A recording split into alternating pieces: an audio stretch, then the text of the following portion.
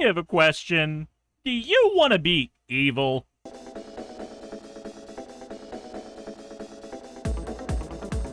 So today's commander is something that I was excited about, and then I saw that a lot of people had built this the way that I've built it on EDH Rec, and then I got kind of sad. And then I said, who cares, actually? It doesn't matter if people have built this the way they've built it on EDH Rec. I'm still gonna do it anyway, because the idea is just that sinister. I also was building it in the middle of a Cheeseburger Bobby's, and manager came up to me and asked me what I was doing, and I explained it, and he just kind of looked at me like what I was doing was gross, so yeah, I think I'm on the right track on what to do here. That all said, let's go ahead and talk about today's commander, who is very fun and enjoyable, I promise. Kiga the Tide Star is a flying 5/5 dragon, costs us about 6 mana to play, and whenever it dies, we get to gain control of target creature. Not until the end of the turn, but forever. So if we steal somebody's commander, that is our commander until the end of Aeons. This card is very, very silly, and there is one type of card that goes with a creature like this, makes him extra powerful, and that is clones. We are running 20 of them. Vizier of Many Faces, Visage Bandit, Cackling Counterpart, Replication Technique. All of these can copy our commander, and once they copy our commander, then our commander will die to the legendary rule. We get to pick whether we want to keep our clone copy or keep the original Kiga. I would suggest you keep the original Kiga in a lot of situations, because if somebody were to, say, blink a clone without a Kiga on the board, you can then lose access to your ability and strategy. So that is my suggestion. Anyway, you let the legendary rule kill whichever one you deem prudent, and then you get to steal whatever important card is on an opponent's board, meaning they get the choice between not playing any of their most powerful cards or trying to race you, and we are going to do fantastic in the race. Copy Crook is another great clone we are going to be running. Hulking Metalmorph, Gigantoplasm, Mirage Mockery. The reason I'm not going over what these cards do is they all do the same thing. They either create a token that is a copy of our commander, or they come in as a copy of our commander, like Undercover Operative, Mirror Image. Oh, but there are some neat ones in here, like Stolen Identity, which will make a token creature of a copy, and then we can encode the stolen identity onto a creature. Remember, our commander has flying, so we can encode it onto our commander and then swing our commander at people willy-nilly, spawning extra copies of our commander over and over again and stealing more important cards from our opponents. Sakashima's Will, we can get a creature that they control and take it and bring it over to our control, and then choose a creature we control and immediately clone it and then steal yet another creature. This is a fantastic card that is doing double duty for us. Extravagant Replication is going to be able to create copies of our commander every single upkeep. Naga Flesh Crafter is a great 4-mana clone that just came out of Tarkir. Mirror Mockery lets us create a token copy anytime our commander attacks. Quasi-Duplicate can create a token copy, and we can use it again from the graveyard. C-Double can copy our commander. Stunt Double can copy our commander. Faded Infatuation can do the same, and Rite of Replication has Kicker. If we ever happen to hit 9 mana, easy to do in this deck, and I'll show you how, the Rite of Replication will create so many copies of our commander that we get to steal a bunch of different strategies all at once. Oh, and we also have some extra copy strategies in here as well. Polymorph Rush. When we use this, we can choose a creature on the battlefield, and all of our creatures become a copy of that creature until end of turn. Again, this is a way to turn a dud board of things we've stolen with Kiga into a great board of stuff our opponents have on their boards. Then we have Metamorph Alteration. When it enters the battlefield, choose a creature. Enchanted creature is a copy of chosen creature. So if we have a creature on our board that we do not like, that we've taken from our opponents, just turn it into another copy of our commander. Why not? It's fun to do so, I promise. Our commander is also the most important thing in our deck, so we are going to be running a Giant's Amulet to protect it, though as you're upgrading the deck, I highly recommend you add more cards that can give the commander hexproof, like Swiftfoot Boots. And well, we are also going to run a little bit of Recursion, a God Pharaoh's Gift. At the beginning of combat on our turn, exile the creature card from our graveyard, make a token copy of it. So we're just going to copy a copy from our grave, and then our copy we copied is going to copy our commander, and then our copied commander is going to die as a copy of our commander, stealing our opponent's favorite spell or favorite creature. Then we have Archaeomancer, which will let us grab any of our 8 sorceries and 17 instants from the grave if we need them. And that does it for the core strategy of the deck. We are going to copy our copies, and our copies are going to die to their copy abilities, and then as they die copied in the grave, we are going to steal our opponent's favorite cards. Got it? Got it. I don't have a win con, but you do, and I think yours is great. Now, any deck like this is going to have a pretty resilient draw engine so that we do not fall behind our opponents. So, we are going to be running Scattered Thoughts to look at the top 4 cards of our library and put 2 into our hand. This is effectively another copy of Stock Up, but it sees 4 cards instead of 5. Also, it puts the extra cards in the graveyard, which can be good if we are throwing away things like Quasi-Duplicate, which we can use from grave. Looter Ilkor and Merfolk Looter can loot us as they swing or tap. Bonded Fetch loots as well, letting us draw and discard cards. Then let's add Drawn from Dreams to look at the top 7 of our library and put 2 of them in our hand. Dig Through Time does the same thing. We can also play a Mull Drifter to draw 2 cards anytime we need. Also, Mull Drifter is great to clone in a pinch to dig for better cards if we need them. Then we have Krovokian Sorcerer, letting us discard a non-black card to draw a card.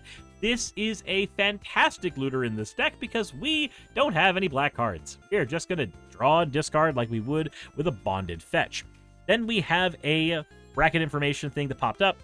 An Enclave Cryptologist, which we can level up to allow us to draw cards and discard cards, but if we level it up enough, we can just straight up draw cards with this card. And then Memory Deluge, letting us look at the top X cards of our library, where X is the amount of mana we have spent on Memory Deluge. This should allow us to dig through our deck as fast as we need to get more clones to fight the good fight against our opponents. But none of that will matter if we don't have enough mana, and our commander costs 6, so let's talk about getting our commander online without a frickin' Soul Ring. I know I said we're going to be talking about ramp, but I lied. We need to be able to make sure our opponents do not have a game plan. So let's run some counter spells. Dispel to get rid of instants on the stack. Wash away to get rid of anything we need, including commanders for 1 mana. Let's run a Refute to loot through our deck and make our opponents lose their favorite spells on the stack. Negate to get rid of non-creature spells on the stack. Keep Safe to keep our commanders safe and draw a card when we do so. Disruption Protocol in order to counter spell and just tap an artifact to lower its cost, and Turn Aside to counter any spell that targets a permanent we control. Disdainful Stroke will also counter any spell with converted mana cost 4 or greater, and if our opponents already have powerful cards on the board, let's run Raven Form and Resculpt to get rid of those powerful cards. But what do you do when your opponents are overwhelming you? Well, that's when you cast an Oblivion Stone and automatically crack it to blow up everything, or use a Scourge of Fleets. Scourge is fantastic in this deck because we can play a Scourge, bounce all of our opponent's important cards back, and if they try to rebuild, we're just going to clone the Scourge and make them lose all their cards over and over again. Scourge is fantastic, and now I'm okay with talking about our ramp package. To facilitate keeping our commander alive, well, and online, we are running a 15-card ramp package. An Apprentice Wizard can tap to generate 2 mana, as long as we're willing to filter blue into it.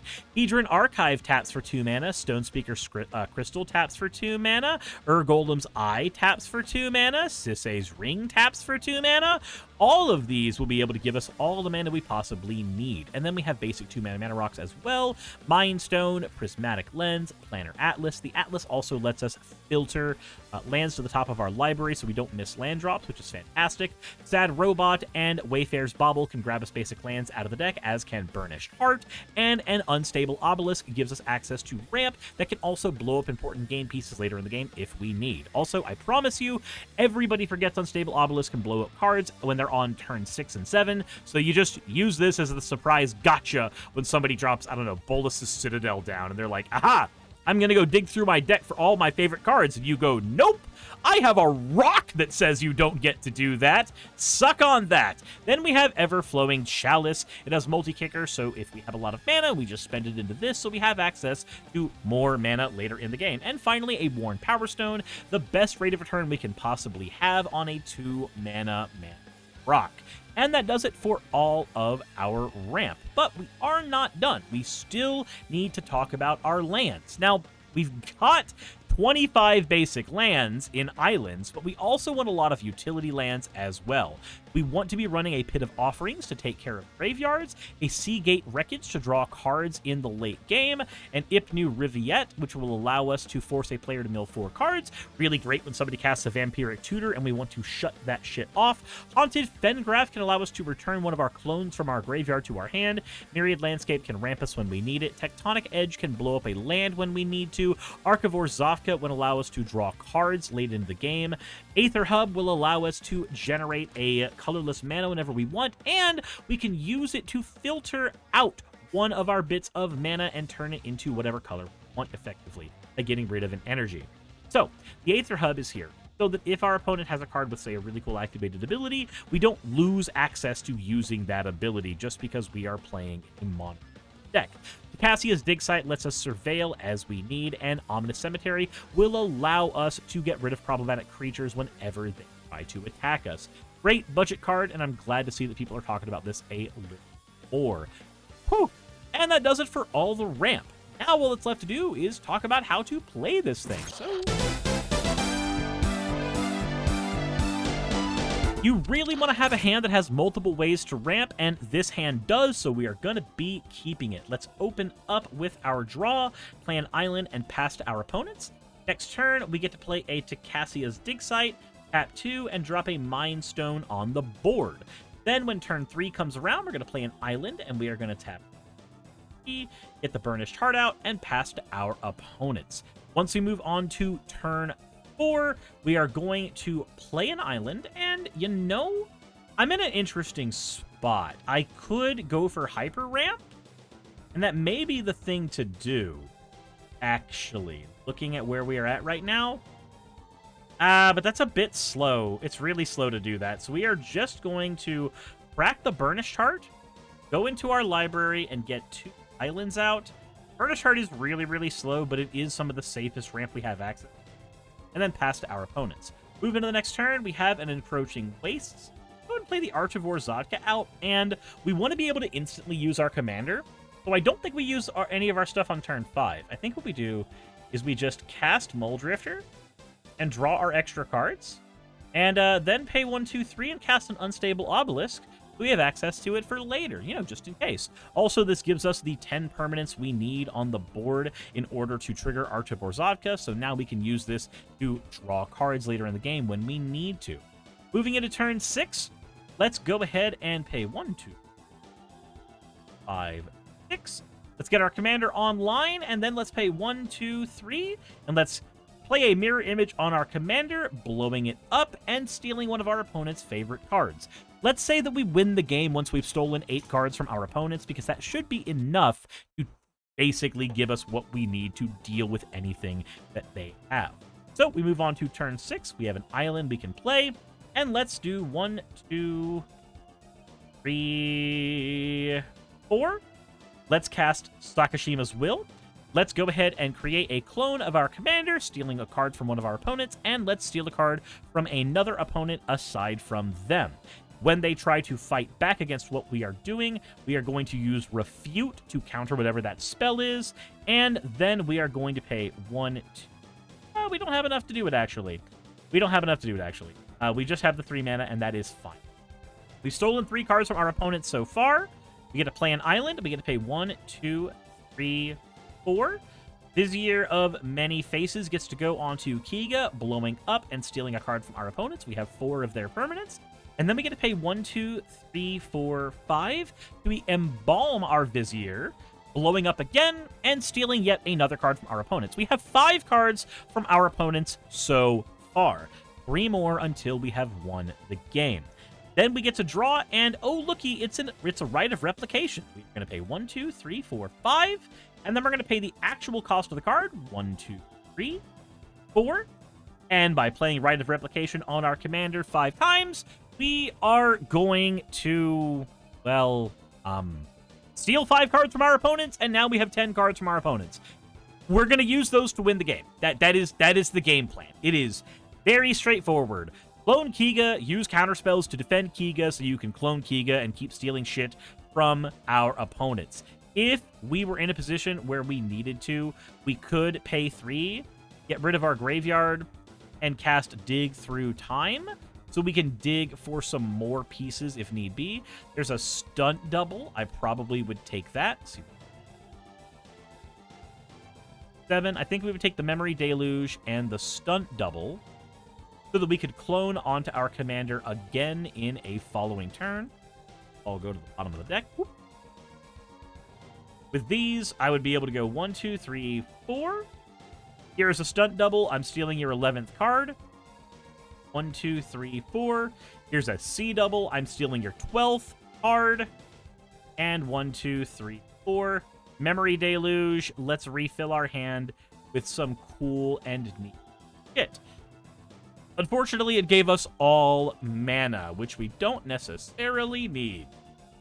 Gonna yank up the island, and we are going to use the Memory Deluge on the next turn. Again, we've basically already won at this point, but we are doing this just to show that we can continue stealing cards from out. So let's go ahead and tap 7. Let's get rid of our Memory Deluge, and let's look any cards deep into the deck. There is a Visage Bandit. Let's take that to our hand. And an Enclave Cryptologist, which we will be able to use to dig through our deck even further. Then we pay 1, 2, 4. Your 13th card is mine. And then 1. Here's the Enclave Zoologist. And then in the next turn, if we draw... Oh, we have a Chalice. 1, 2, 3, 4... 5, 6. Go ahead and get a 3-mana Everflowing Chalice. And let's use it to level ourselves 1, 2, 3. And then tap the Enclave Zoologist to just draw a card.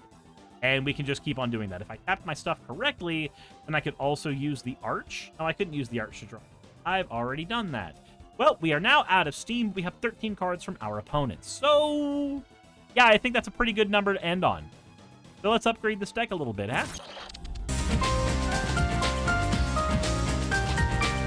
For upgrades for the deck, let's add a bit of utility. Fool's Demise is great because we can put it on our commander, and if it dies, it will auto-reset back onto the board, letting us steal more cards very quickly, and the Fool's Demise goes back to our hand, which can solve the problem of our deck running out of gas. Protecting the commander is also important, so let's throw in Hydroelectric Specimen and Swiftfoot Boots, and since we are a mono blue deck, it's super easy to add the clone that is an MDFC. That's just fantastic to add in. Let's add a better board wipe with Spectral Deluge, and let's also make sure that we have some great clones to supplement what we've already done. Will of the Teamer can clone our commander while also drawing us a ton of cards. Deceptive Frostbite, Phantasmal Image, Phyrexian Metamorph, and Flesh Duplicate can all duplicate our commander for much better costs than what we are running in the current budget version of the deck.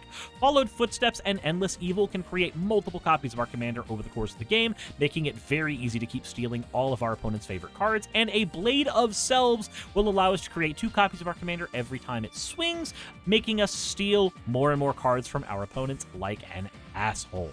And, well, that does it for the deck. Hopefully you guys enjoyed. It is a fantastically evil and maniacal thing, and I think I'm gonna actually be building this myself in paper, just in case people decided that they wanted to sleep well.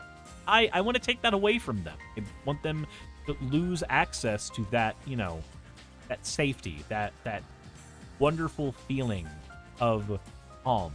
I want that removed from them. Anyway, if you want to help support my channel, then please consider following me over on Blue Sky. I also have a Magic the Gathering channel that you're on right now that you should be subscribed to. Thanks. Bell notification icon is also wonderful. Please consider doing that. You can also support me over on Patreon, and if you are a member of the Patreon, I'm willing to do deck upgrade videos and deck analysis for you if you would like. Also, you can go to fourthwall.com to pick up the Surus playmat to support the channel. And I even have a channel where I talk about stuff that is very important to me in case that is your jam. And I stream Mondays through Thursdays, usually in the evening on the East Coast. So please consider checking out my Twitch channel or my YouTube streaming channel if you would like to see some of that. That all said, thank you for watching. I appreciate each and every one of you for being here. It means the world to me, especially after my short hiatus. That all said, thank you very much for tuning in. As always, insert end of video tagline here. Hey, thanks for making it to the end of the video. I really could not do any of this without all of you. Those of you watching, and especially those of you who support me on Patreon. I wanted to go ahead and take a minute to thank all of you who do that, because with YouTube being what it is these days, I really cannot do this full time without the support from each and every one of you. Those people would be Red Joker, Purple Poundini, Jemshin, Briskreek, Jupe the Malignant, Michael, Ravalern, Mabbity Babbity, Astral Frontier, Tales of Atonement, Nixie Chan, Kiri Artemis, Victorian Alchemist, I'm not saying the last part of that, and you know that, Leela Ururaka, Arcton Arclacier, Kiratorian, Dren Hadamata, Jordan M, John L, Lord Bleck, Smiling Game Master, and Fireshard. Thank you so very much. But since you're here, why not go ahead and try watching another one? There should be one that's on the screen right now. And if you are a patron of mine, I wanted to go ahead and thank you again for all of your support. There is still a video you could press though, if you'd like. I would appreciate it just a little bit.